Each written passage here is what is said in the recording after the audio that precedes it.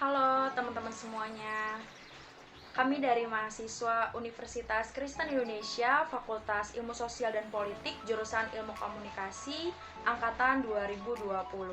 Hari ini kami akan membacakan Undang-Undang Nomor 14 Tahun 1970 tentang pokok-pokok kekuasaan kehakiman dan Undang-Undang Nomor 35 Tahun 1999 perubahan dari Undang-Undang Nomor 14 Tahun 1970 tentang ketentuan-ketentuan pokok kekuasaan kehakiman.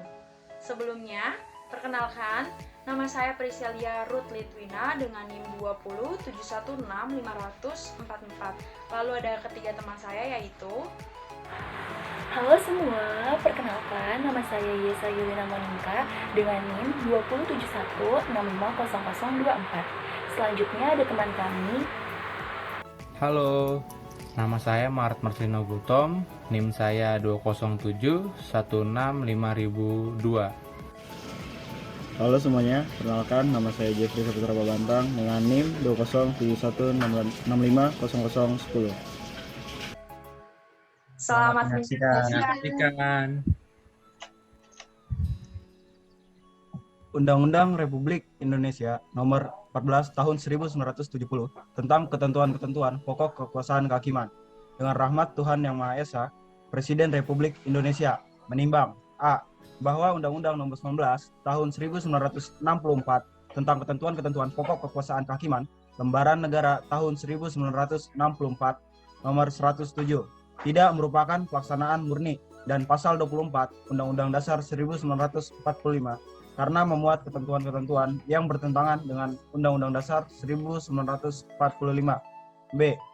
Bahwa Undang-Undang Nomor 19 Tahun 1964 tentang ketentuan-ketentuan pokok kekuasaan kehakiman, Lembaran Negara Tahun 1964 Nomor 107 telah dinyatakan tidak berlaku dengan ditetapkan pada saat undang-undang yang menggantikannya mulai berlaku. C.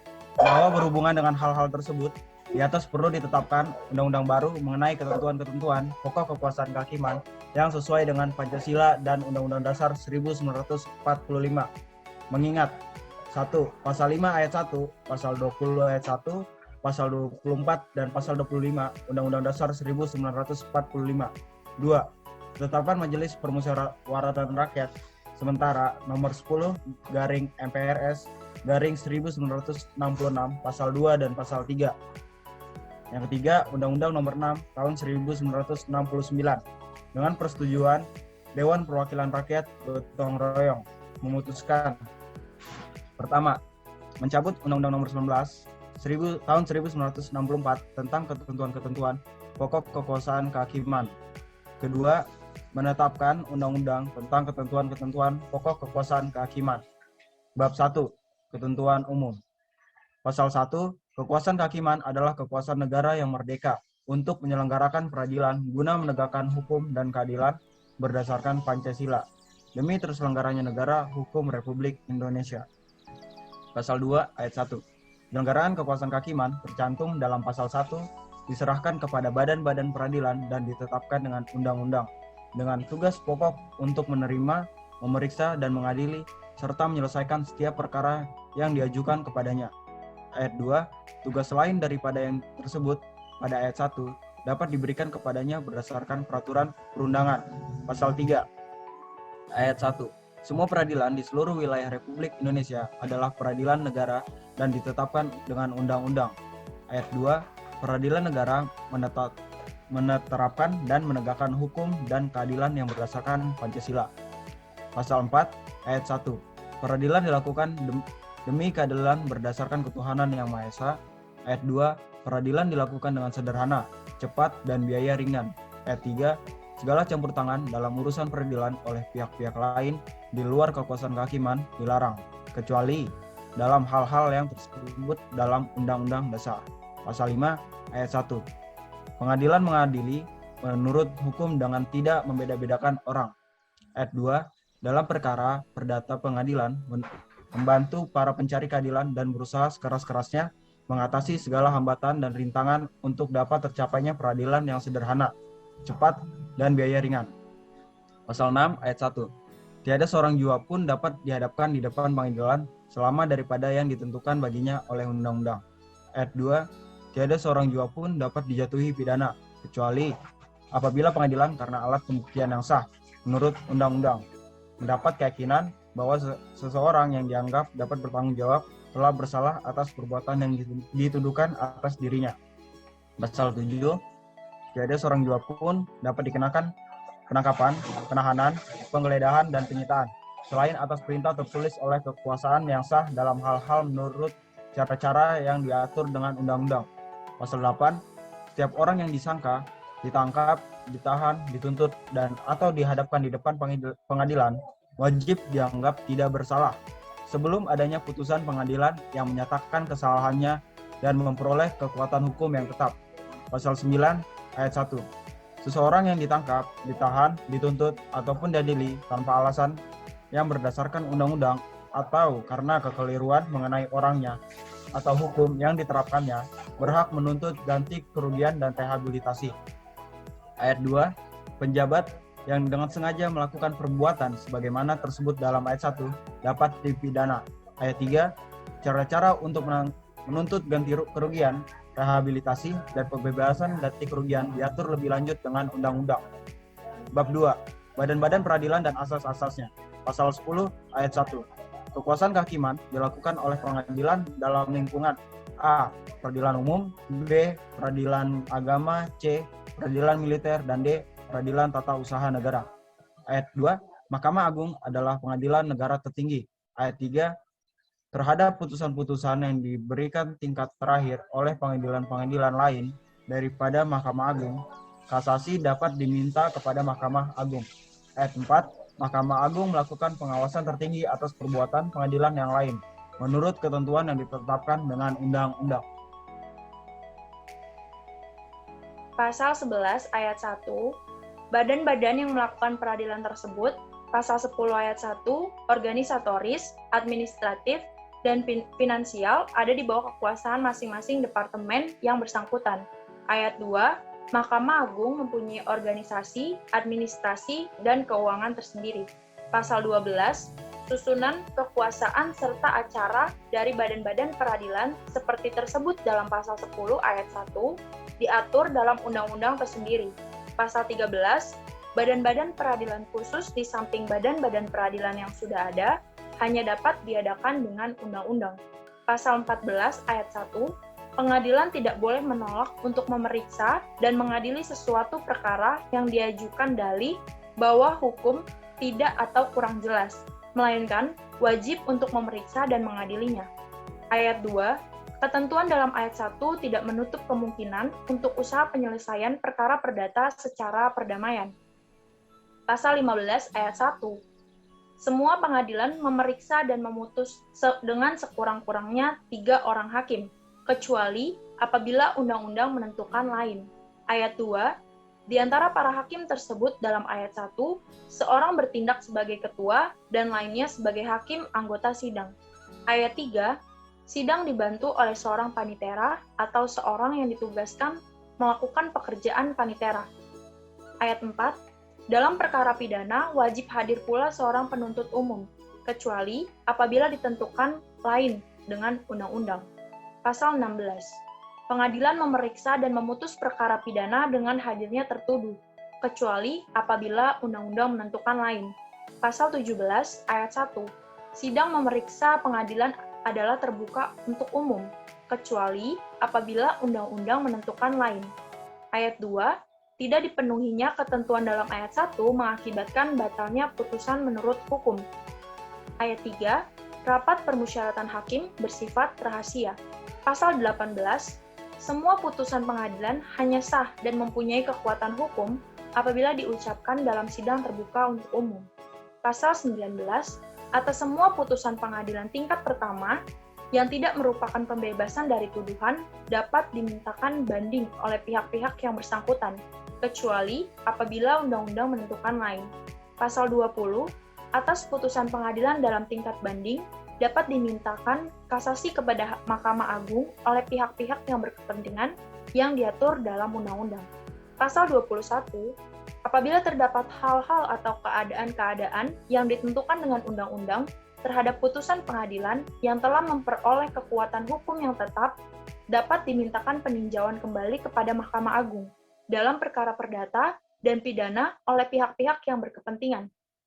Pasal 22, tindak pidana yang dilakukan bersama-sama oleh mereka yang termasuk lingkungan peradilan umum dan lingkungan peradilan militer diperiksa dan diadili oleh pengadilan dalam lingkungan peradilan umum, kecuali jika menurut keputusan Menteri Pertahanan dan Keamanan dengan persetujuan Menteri Kehakiman, perkara itu harus diperiksa dan diadili oleh pengadilan dalam lingkungan peradilan militer.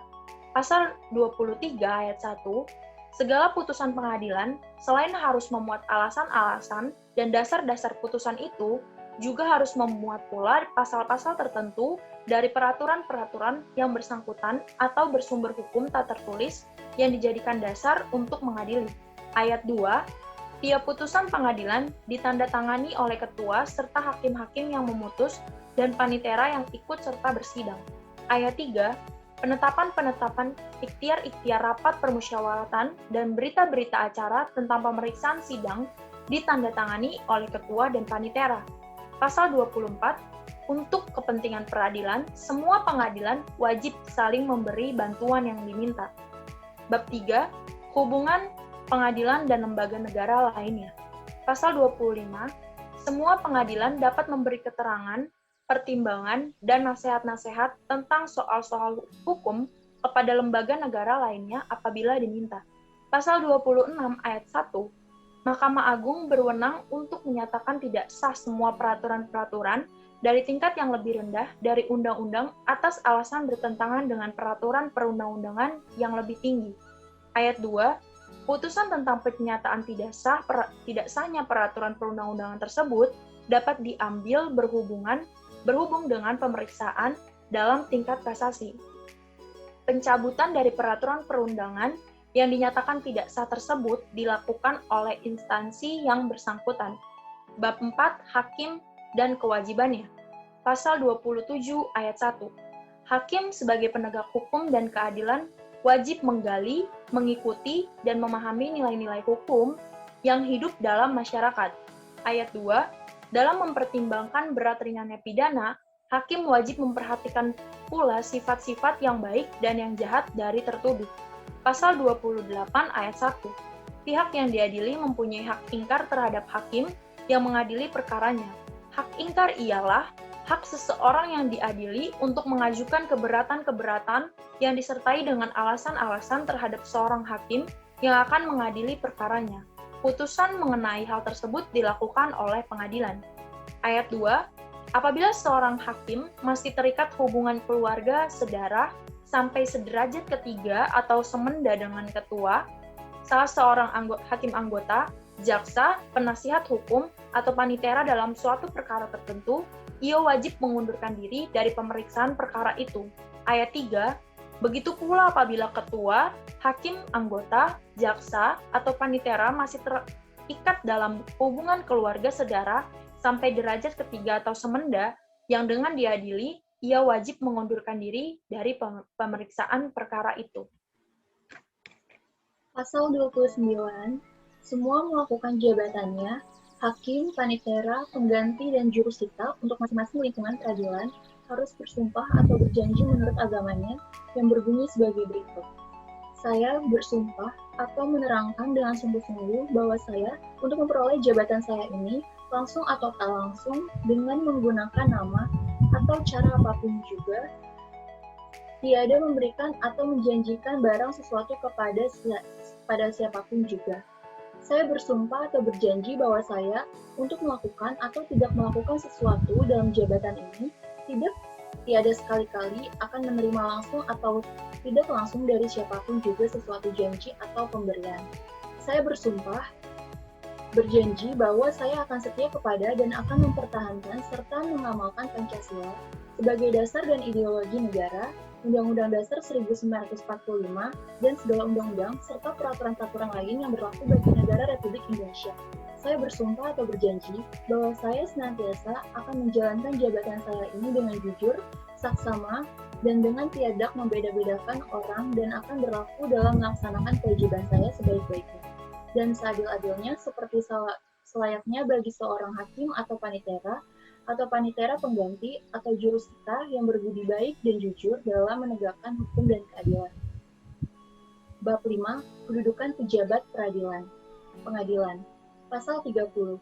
Syarat-syarat untuk dapat diangkat dan diberhentikan sebagai hukum dan tata cara pengangkatannya dan pemberhentiannya ditentukan dengan undang-undang. Pasal 31.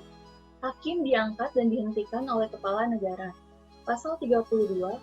Hal-hal yang mengenai pangkat, gaji, dan tunjangan hakim diatur dengan peraturan tersendiri. Bab 6. Pelaksanaan putusan pengadilan. Pasal 33. Ayat 1.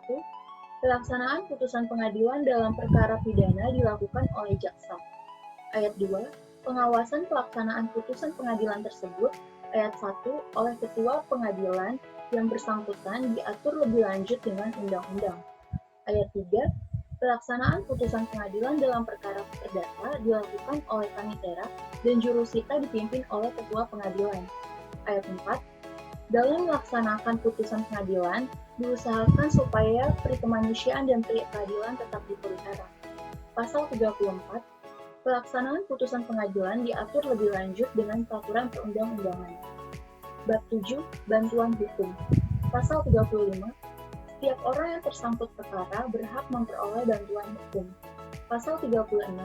Dalam perkara pidana, seorang tersangka terutama sejak saat dilakukan penangkapan dan atau penahanan berhak menghubungi dan meminta bantuan penasihat hukum. Pasal 37. Dalam memberi bantuan hukum tersebut pada pasal 36 di atas, penasihat hukum membantu melancarkan penyelesaian perkara dengan menjunjung tinggi Pancasila, hukum, dan keadilan. Pasal 38. Ketentuan-ketentuan dalam pasal-pasal 35, 36, dan 37 tersebut diatur lebih lanjut dengan undang-undang. Bab 8. Penutup. Pasal 39. Penghapusan pengadilan adat dan suap raja dilakukan oleh pemerintah. Pasal 40. Semua peraturan-peraturan yang mengatur ketentuan-ketentuan pokok kekuasaan kehakiman yang bertentangan dengan undang-undang ini dinyatakan tidak berlaku. Pasal 41. Undang-undang ini dinamakan Undang-Undang Kekuasaan Kehakiman. Pasal 42. Undang-undang ini mulai berlaku pada hari diundangkan. Agar supaya setiap orang dapat mengetahuinya, memerintahkan pengundangan undang-undang ini dengan penempatannya dalam Lembaran Negara Republik Indonesia. Disahkan di Jakarta pada tanggal 17 Desember 1970, Presiden Republik Indonesia yang bertanda tangan Soeharto, Jenderal TNI, diundangkan di Jakarta pada tanggal 17 Desember 1970, Sekretaris Negara Republik Indonesia yang bertanda tangan Awansyah, Mayor Jenderal TNI. Lembaran Negara Republik Indonesia nomor 74 tahun 1970.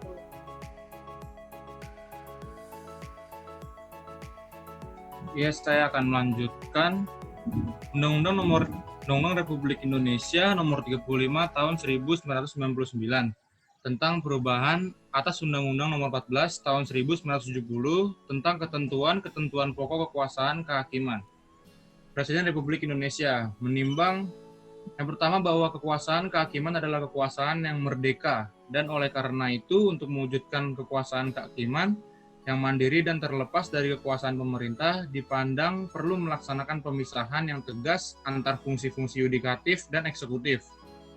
Yang kedua, bahwa pengorganisasian, pengadministrasian, dan pengaturan finansial badan-badan peradilan yang berada di masing-masing departemen sebagaimana dimaksud dalam pasal 11 ayat 1 Undang-Undang nomor 14 tahun 1970 tentang ketentuan-ketentuan pokok kekuasaan kehakiman perlu disesuaikan dengan tuntutan perkembangan keadaan. Yang ketiga, bahwa ketentuan mengenai penyelesaian perkara koneksitas yang ada di lingkungan peradilan umum dan peradilan militer sebagaimana dimaksud dalam pasal 22 Undang-Undang nomor 14 tahun 1970 tentang ketentuan-ketentuan pokok kekuasaan kehakiman perlu diatur kembali untuk disesuaikan. Yang keempat, bahwa berdasarkan pertimbangan sebagaimana dimaksud dalam huruf A, B, dan C perlu membentuk undang-undang tentang perubahan atas Undang-Undang Nomor 14 Tahun 1970 tentang ketentuan-ketentuan pokok kekuasaan kehakiman. Mengingat yang pertama pasal 5 ayat 1, pasal 20 ayat 1, pasal 24, pasal 25 Undang-Undang Dasar 1945. Ketetapan Majelis Permusyawaratan Rakyat Republik Indonesia nomor 10 garing MPR garing 1998 tentang pokok-pokok reformasi pembangunan dalam rangka penyelamatan dan normalisasi kehidupan nasional sebagai haluan negara. Yang ketiga, Undang-Undang Nomor 14 Tahun 1970 tentang ketentuan-ketentuan pokok kekuasaan kehakiman LN tahun 1970 nomor 74 dan nomor 2951. Dengan persetujuan Dewan Perwakilan Rakyat Republik Indonesia memutuskan menetapkan Undang-Undang tentang perubahan atas Undang-Undang Nomor 14 Tahun 1970 tentang ketentuan-ketentuan pokok kekuasaan kehakiman. Pasal 1. Beberapa ketentuan dalam Undang-Undang Nomor 14 Tahun 1970 tentang ketentuan-ketentuan pokok kekuasaan kehakiman. LN tahun 1970 nomor 74, LN nomor 2951 diubah sebagai berikut. Yang pertama, ketentuan pasal 11 diubah sehingga berbunyi sebagai berikut. Pasal 11 ayat 1. Badan-badan peradilan sebagaimana dimaksud dalam pasal 10 ayat 1 secara organisatoris, administratif, dan finansial berada di bawah kekuasaan Mahkamah Agung. Ayat 2, ketentuan mengenai organisasi, administrasi, dan finansial sebagaimana dimaksud dalam ayat 1 untuk masing-masing lingkungan peradilan diatur lebih lanjut dengan undang-undang sesuai dengan kekhususan lingkungan peradilan masing-masing. Yang kedua, di antara pasal 11 dan pasal 12 disisipkan satu pasal, yakni pasal 11A, yang berbunyi sebagai berikut. Pasal 11A ayat 1. Pengalihan organisasi, administrasi, dan finansial sebagaimana dimaksud dalam pasal 11 ayat 1 dilaksanakan secara bertahap, paling lama 5 tahun sejak undang-undang ini mulai berlaku. Ayat 2, pengalihan organisasi, administrasi, dan finansial bagi peradilan agama waktunya tidak ditentukan sebagaimana dimaksud dalam ayat 1. Ayat 3, mengenai tata cara pengalihan secara bertahap sebagaimana dimaksud dalam ayat 1 ditetapkan dengan keputusan Presiden. Ketentuan pasal 22 diubah sehingga berbunyi sebagai berikut. Pasal 22. Tindak pidana yang dilakukan bersama-sama oleh mereka yang termasuk lingkungan peradilan umum dan lingkungan peradilan militer diperiksa dan diadili oleh pengadilan dalam lingkungan peradilan umum, kecuali jika menurut keputusan Ketua Mahkamah Agung, perkara itu harus diperiksa dan diadili oleh pengadilan dalam lingkungan peradilan militer. Yang keempat, ada di antara pasal 40 dan pasal 41 disisipkan satu pasal, yakni pasal 40A yang berbunyi sebagai berikut. Pasal 40A, dengan memperhatikan ketentuan sebagaimana dimaksud dalam pasal 40, semua ketentuan peraturan perundang-undangan sebagai pelaksanaan pasal 11 atau yang berkaitan dengan pasal 22 masih tetap berlaku, sepanjang belum diganti dengan ketentuan peraturan perundang-undangan yang baru. Pasal 11, undang-undang ini mulai berlaku pada tanggal diundangkan, agar setiap orang mengetahuinya, memerintahkan pengundangan undang-undang ini dengan penempatannya dalam lembaran negara Republik Indonesia. Disahkan di Jakarta pada tanggal 31 Agustus 1999. Presiden Republik Indonesia Basaruddin Yusuf Habibie. Diundangkan di Jakarta pada tanggal 31 Agustus 1999. Menteri Negara Sekretaris Negara Republik Indonesia Muladi. Lembaran Negara Republik Indonesia tahun 1999 nomor 147. Penjelasan atas Undang-Undang Republik Indonesia Nomor 35 Tahun 1999 tentang perubahan atas Undang-Undang Nomor 14 Tahun 1970 tentang ketentuan-ketentuan pokok kekuasaan kehakiman. 1. Umum. Ketetapan Majelis Permusyawaratan Rakyat Republik Indonesia Nomor 10 garing MPR garing 1998 tentang pokok-pokok reformasi pembangunan dalam rangka penyelamatan dan normalisasi kehidupan nasional sebagai haluan negara, khususnya bab 4C, hukum menegaskan perlunya reformasi di bidang hukum untuk mendukung penanggulangan krisis di bidang hukum. Salah satu agenda yang harus dijalankan adalah pemisahan yang tegas antar fungsi-fungsi yudikatif dan eksekutif. Pemisahan ini dilaksanakan dengan mengalihkan organisasi, administrasi, dan sial badan-badan peradilan yang semula berada di bawah departemen-departemen menjadi berada di bawah kekuasaan Mahkamah Agung. Hal ini karena pembinaan lembaga peradilan yang selama ini dilakukan oleh eksekutif dianggap memberi peluang bagi penguasa melakukan intervensi ke dalam proses peradilan serta berkembangnya polusi dan praktek-praktek negatif pada proses peradilan. Dalam rangka mencapai kekuasaan kehakiman yang merdeka, diperlukan perubahan berbagai peraturan perundang-undangan yang berkaitan dengan organisasi, administrasi, dan finansial badan-badan peradilan. Peraturan perundang-undangan yang perlu diubah terlebih dahulu adalah Undang-Undang Nomor 14 Tahun 1970 tentang ketentuan-ketentuan pokok kekuasaan kehakiman.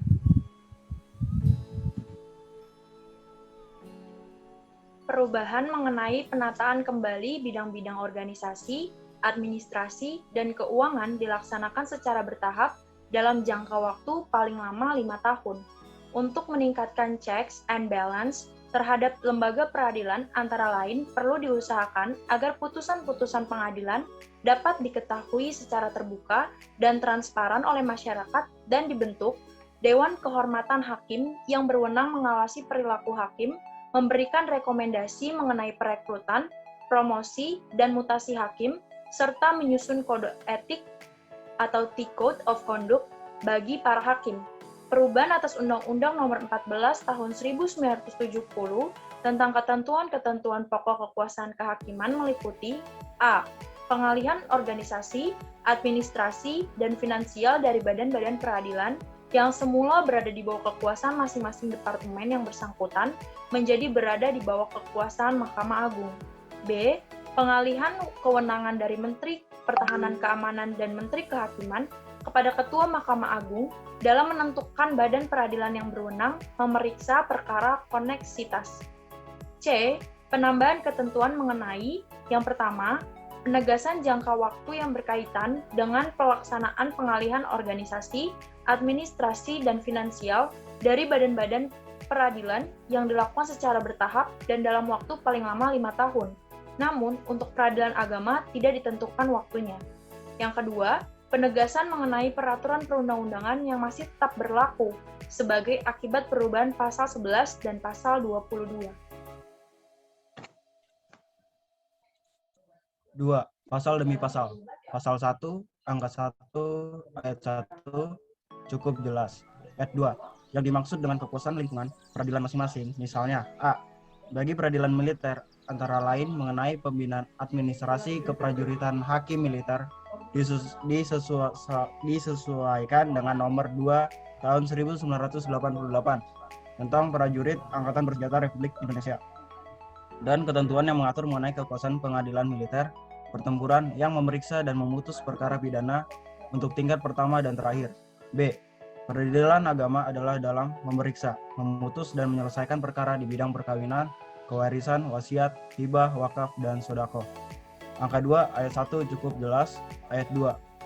Selama belum dilakukan pengalihan, maka organisasi, administrasi, dan finansial bagi peradilan agama masih tetap berada di bawah kekuasaan Departemen Agama. Ayat 3 cukup jelas. Angka 3, kewenangan pengadilan umum untuk mengadili perkara-perkara yang dilakukan oleh anggota Tentara Nasional Indonesia atau Polisi Republik Indonesia bersama-sama dengan orang sipil pada hakikatnya merupakan suatu kekecualian atau penyimpangan dari ketentuan bahwa seorang semestinya diadili di sidang pengadilan masing-masing. Hal tersebut merupakan kekecualian, maka kewenangan pengadilan umum tersebut terbatas pada bentuk-bentuk penyertaan dalam suatu delik, seperti sebagaimana dimaksud dalam pasal 55 dan pasal 56 KUHP. Undang-undang ini memberikan kewenangan kepada Ketua Mahkamah Agung untuk menetapkan pengadilan militer sebagai pengadilan yang berwenang mengadili perkara koneksitas tersebut. Penyertaan pada suatu delik militer yang murni oleh orang sipil dan perkara penyertaan di mana unsur militer melebihi unsur sipil, misalnya dapat dijadikan landasan untuk menetapkan pengadilan lain daripada pengadilan umum. Ialah pengadilan militer untuk mengadili perkara-perkara demikian. Jika dalam hal perkara diadili oleh pengadilan militer, maka susunan hakim adalah dari pengadilan militer dan pengadilan umum. Dalam hal ini kepentingan justisia, Bel tetap mendapat perhatian sepenuhnya, yaitu dalam susunan hakim yang bersidang dalam waktu perang di mana berlaku hukum eksepsional ataupun hukum luar biasa, meskipun tindak pidana itu dilakukan bersama-sama dengan seorang sipil, anggota Tentara Nasional Indonesia atau Polisi Republik Indonesia tidak ditarik dari pengadilannya. Angka 4 cukup jelas, pasal 11 cukup jelas, tambahan Lembaran Negara Republik Indonesia nomor 3879. Sekian pembacaan Undang-Undang Nomor 14 Tahun 1970 dan Undang-Undang Nomor 35 Tahun 1999. Terima kasih telah menyaksikan kami.